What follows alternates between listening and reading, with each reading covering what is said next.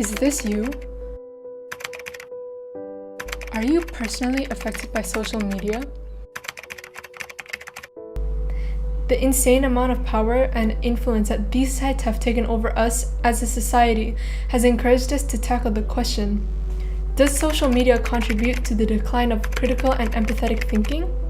What is a conversation about social media without mentioning cancel culture? If you're an active internet user, although cancel culture has undoubtedly held certain people accountable, like racists and misogynists, which they deserved, may I add, it's a double-edged sword. It cultivates mob mentality into dangerous, almost absurd levels, and innocent people easily get caught up in the mess for no reason other than a simple disagreement. I was an avid Twitter user once. That was until I started getting death threats. Never went back on after that. It gets worse when people with influence are involved in the mess.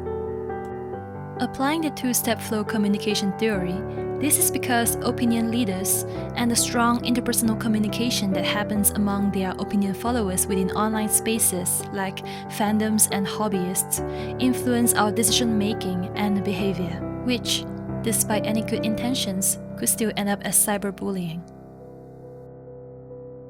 Anonymity on social media can be both a blessing and a curse. In this case, we'll be talking about the curse. Anonymity gives a special privilege to people to avoid responsibilities for their actions and words. It's insane how anonymity brings out the worst in people. Some, dubbed as trolls, usually spam others by commenting or private messaging their targets with triggering videos like gore, acts of self-abuse, hate speech, and so on as an attempt to stir up spite and violence online. On the other end of the spectrum, though positively intended, charity campaign ads have also come to desensitize us to horrible situations. They display all sorts of graphic human suffering, but because it happens over and over, we grow accustomed to seeing them, and we end up just waiting for the skip ad button. We grew passive. But is it really the media to blame? Or is it the users' declining empathy and emotional intelligence as they click through social media sites, ignoring pleas of help just to look for their next object of short-term fascination? Leading back to desensitization, passive viewing has become the standard way of media consumption. We phase out when we watch videos and scroll past hundreds of images every day. This is because there's just so much content out there on the internet that we've settled for putting our brains on autopilot. But what does this mean for the value of content? McLuhan argued the aura would disappear because the context in which the content exists does not support them. Content is now being made for the sole purpose of grabbing attention, for relevance, with some not even holding up enough value to last even a day on people's minds.